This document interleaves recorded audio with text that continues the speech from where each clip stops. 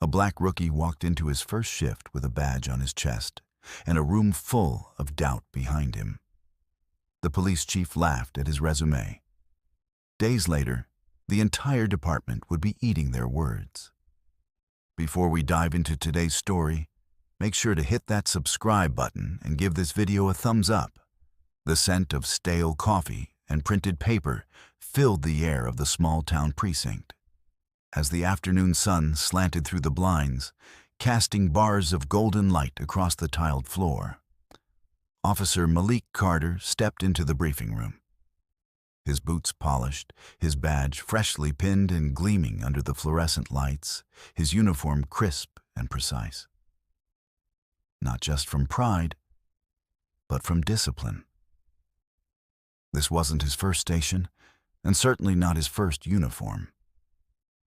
But as he scanned the room, he could already feel it, the weight of quiet judgment. At the front of the room stood Chief Rourke. Silver hair cropped close, thick arms crossed over his chest. The chief's jaw clenched slightly when Malik entered, then relaxed into something between a smirk and a sneer. "Everyone," Rourke barked, his tone dry. "This is our new transfer, Carter. No welcome, no handshake." Malik offered a respectful nod, his expression unreadable. He was used to silence. In his previous career, military intelligence, reading a room was the difference between life and death. And right now, this room spoke volumes. Some officers barely looked up from their paperwork. One or two offered slight nods of acknowledgement. Another gave a half smile. Sympathetic, maybe curious. But the tone had already been set. Chief Rourke picked up Malik's file and flipped it open with exaggerated flair. "Let's see here," he muttered. "Army, intel, overseas stuff, fancy words." He paused, then glanced at Malik over the file. "We'll see how long this one lasts." A couple of quiet chuckles rippled through the room. Malik didn't react, not even a blink. His training had taught him not just how to remain calm, but how to store everything. Tone, posture, words. Everything was data. Rourke tossed the file onto the desk with a soft thop, like it was already old news. "You'll start on admin files, errands, coffee, basic stuff. We'll see if you've got anything under that badge." Malik nodded once. "Yes, sir." He didn't correct him. Didn't mention the commendations or that he'd once cracked a logistics fraud ring from a satellite base with nothing but a pen, paper, and an encrypted radio. It didn't matter here. Not yet. As the briefing broke up, officers filed out to their patrol cars and beats. Malik stayed behind to collect the daily reports Rourke had so graciously assigned him to organize. Alone at the file cabinet, he began sorting the folders. His hands moved with quiet efficiency. His mind, sharper still, was already noticing patterns. Names repeated too often, gaps in timelines, notations that didn't align. And as he worked, Chief Rourke passed by behind him without a word. But Malik caught it, a small scoff under the breath. It wasn't anger Malik felt. It was focus. They didn't think he belonged. He wasn't here to convince them. He was here to prove it.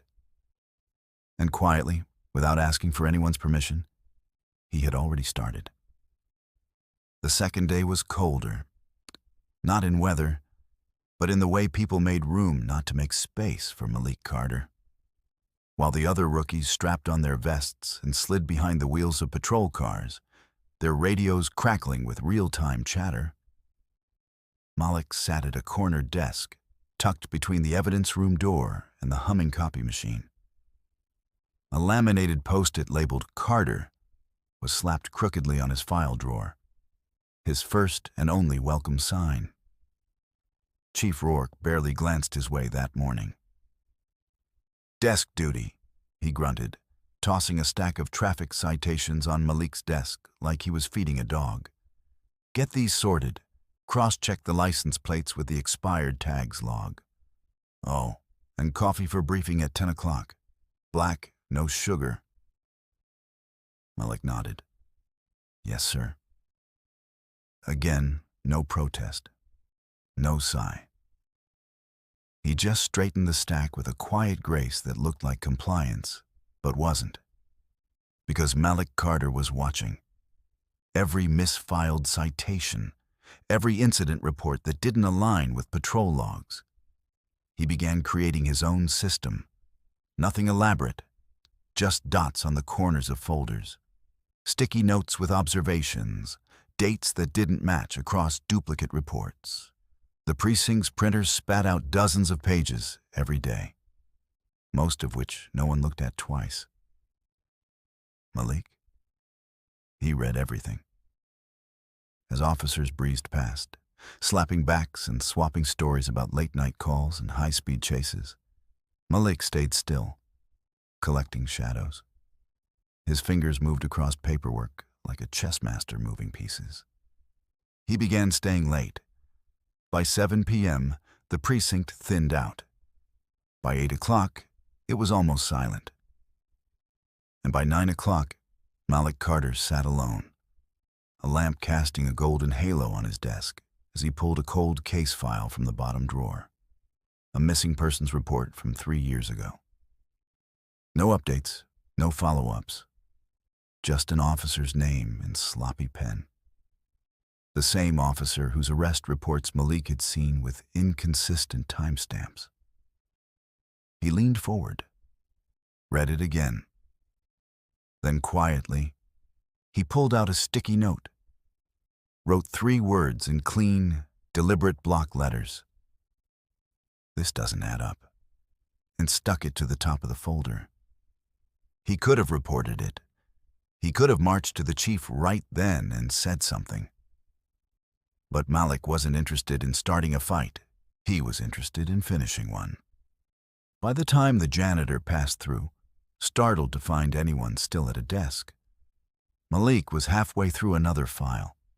His brow furrowed, his pencil underlining names others had skimmed past for years. He was no longer just doing desk duty. He was investigating the station itself. From behind a desk, with no uniformed power and no patrol car keys, Malik was already solving things no one wanted solved. And every night, as he turned off the lamp and left the sticky notes where only he knew to look, he whispered one word in his head, like a vow.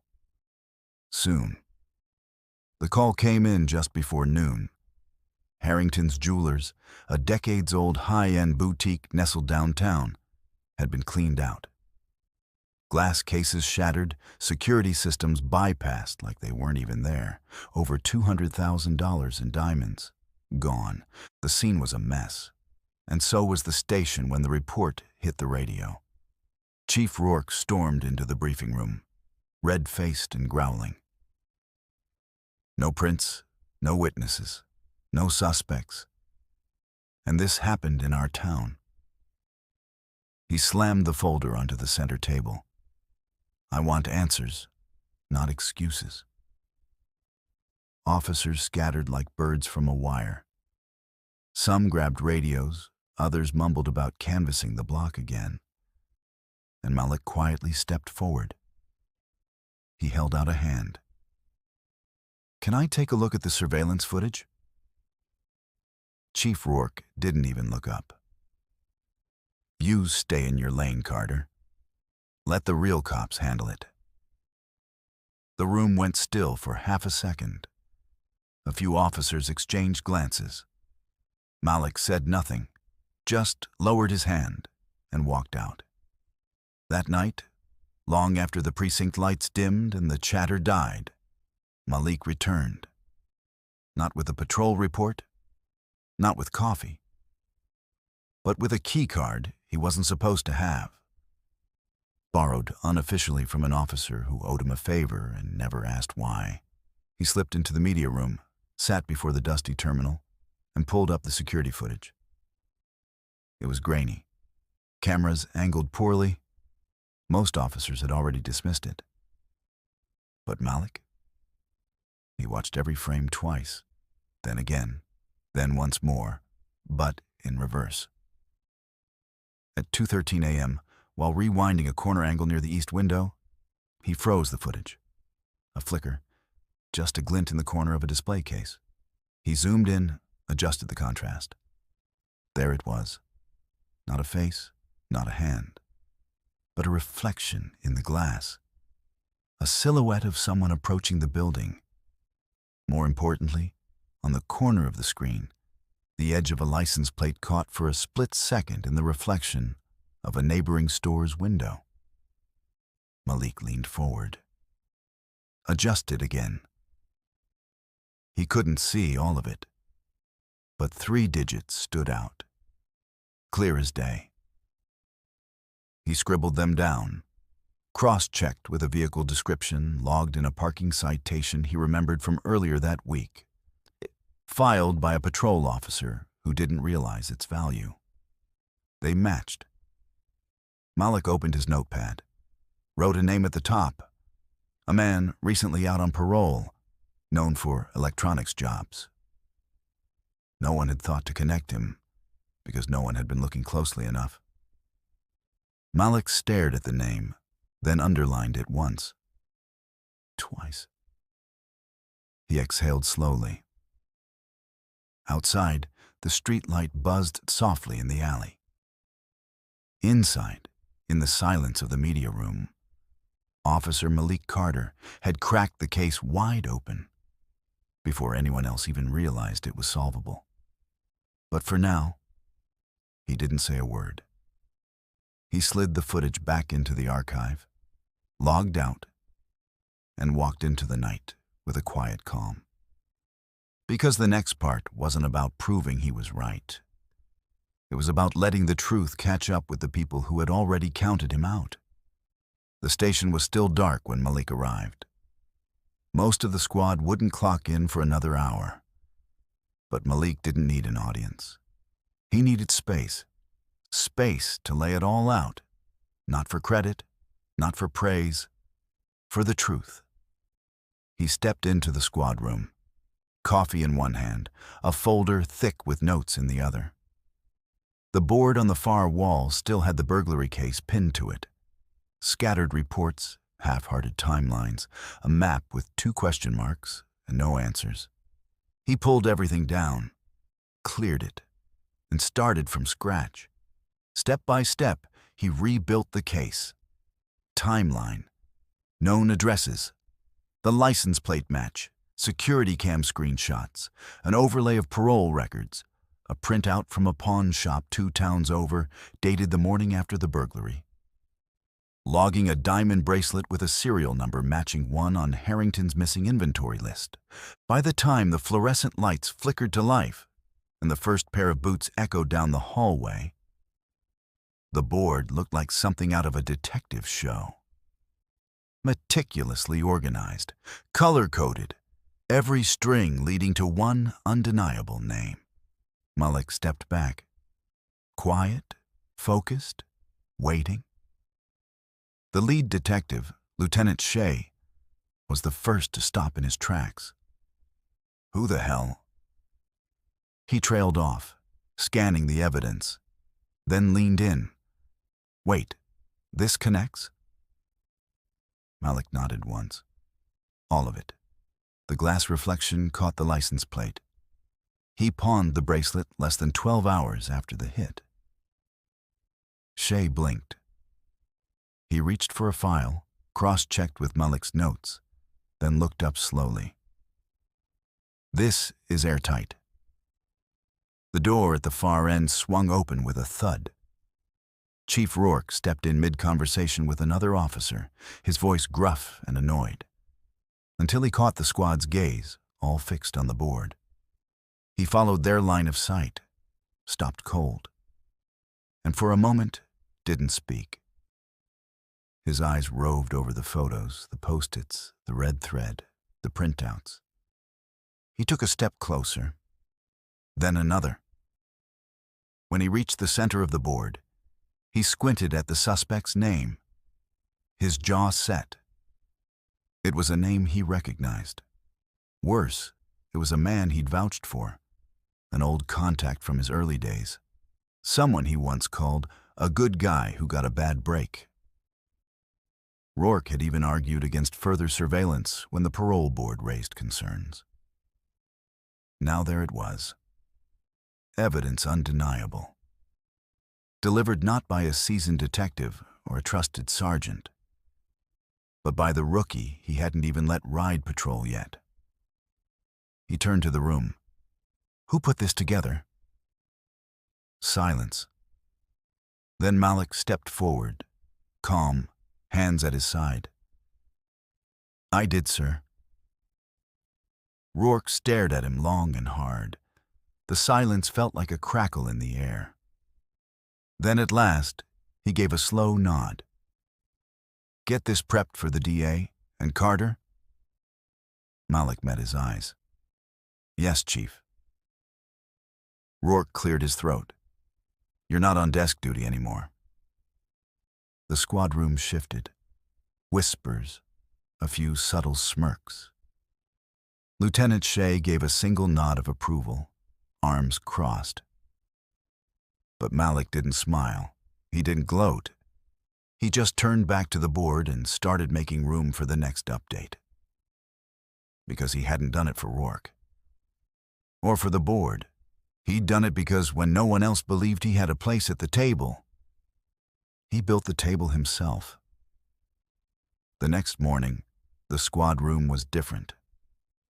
Gone was the usual buzz of casual banter and half-hearted nods. In its place was a quiet tension, curious, respectful, watchful. Officers who'd barely looked up from their coffee the day before now glanced toward Malik Carter with something closer to acknowledgement. He didn't speak much. He never did. But today, he didn't have to. Chief Rourke entered briskly, clipboard in hand, clearing his throat like always. Morning. We've got a few things to cover. He started with routine updates, patrol shifts, paperwork deadlines, a heads up on a traffic sting down on Oak and 12th. Then, just when it seemed like the meeting would end like any other, Rourke paused. He adjusted his glasses, then looked up. There's one more thing. The room quieted. The Harrington burglary's been closed, he said, tapping the clipboard with 2 fingers. Solid work, strong case, all tied up. A beat passed. He didn't look at Malik yet. It was Officer Carter's lead, he said, voice rough but clear. He caught what the rest of us missed. Heads turned, a few surprised murmurs. One officer let out a low whistle. Rourke finally looked at Malik, just for a second. Good work, officer. Malik gave a small nod. No smile. Just that same steady presence he carried like armor. But inside, something shifted. A weight unspoken lifted just enough to breathe. After the briefing, the squad lingered longer than usual.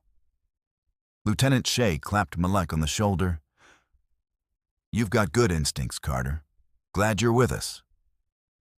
Another officer, one who hadn't even acknowledged Malik last week, added, Heard you've got an eye for cold cases. Malik nodded politely. I like puzzles. Shea grinned. You just earned your first one. Rourke wants you assigned to the Jefferson file. It's yours. A real case. Not paperwork. Not inventory logs. That afternoon, a local news van pulled up outside the station. The story had made it online. A rookie cracking a case that stumped the department for weeks. Malik didn't want the attention. But when the reporter asked for a quick comment, He gave them a quiet, steady line. Sometimes the best evidence isn't what's loud, it's what's overlooked. The headline read, "Quiet Rookie with the Sharpest Eyes in the Room." As the squad room emptied for the day, Chief Rourke remained behind. He stood by the whiteboard, arms crossed, staring at the cleaned-up case notes Malik had organized. The lines were crisp. Every point led somewhere. It wasn't just solved. It was professionally done. Rourke exhaled through his nose and shook his head slightly. He turned just as Malik passed by. "You know," Rourke said, his voice quieter than usual, "maybe I was wrong about you."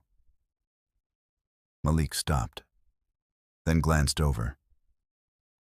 "With all due respect, Chief," he said calmly, "you never really knew me to begin with." Rourke didn't respond, but he didn't argue either. And as Malik walked out into the fading daylight, case folder in hand, the badge on his chest caught the light. This time, no one doubted he belonged. The late afternoon sun spilled golden light across the precinct's worn tile floors, casting long shadows behind the desks, the chairs, the rows of case files that had once been Malik's only companions. Now he walked differently, shoulders steady, steps sure, like a man who finally had his space carved out in a room that once tried to shrink him. The hallway was quiet, the hum of chatter and keyboards fading behind him. Officers passed with nods of respect now, not because they were told to, but because they'd seen what he could do. They'd seen him outthink a case that had stumped seasoned detectives, stay late without complaint, and carry himself with integrity when it would have been easier to lash out. Chief Rourke didn't stop him this time. He watched from the bullpen, silent, thoughtful, perhaps still unsure of how to reconcile the man he'd underestimated with the one now walking out of his station like he owed no one an apology. Outside, the air was crisp. A soft breeze tugged at the edge of Malik's uniform, but he didn't flinch. He stood for a moment on the precinct steps, the folder tucked under one arm, the badge on his chest catching a glint of the light. And then, without drama or spectacle, he began to walk. Not as the rookie, not as the token, but as the officer they now looked to. The officer no one would ever underestimate again.